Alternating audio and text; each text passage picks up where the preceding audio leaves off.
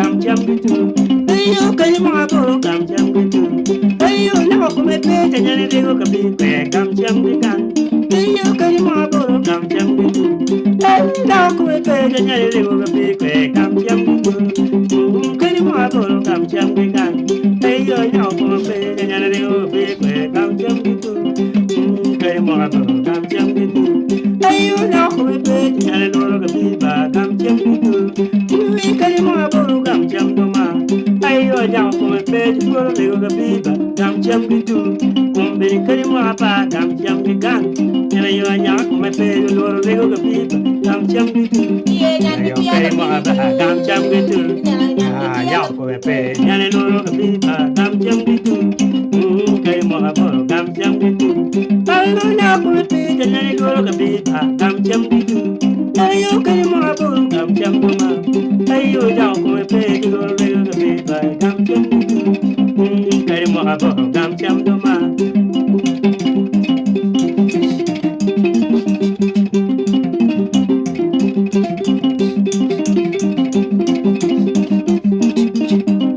ale ba abo gam jam do jani allo na ko me te kindiri go bi kwe gam jam duwa bibi kari mo abo gam jam do allo na ko me te nyane do go bi ba gam jam do jani eno ba kari mo abo gam jam do ene yo nya ko me pe tu do go bi ka gam jam do kumbe kari mo aba gam jam do gan ene yo nya ko me pe ko go bi do gam jam do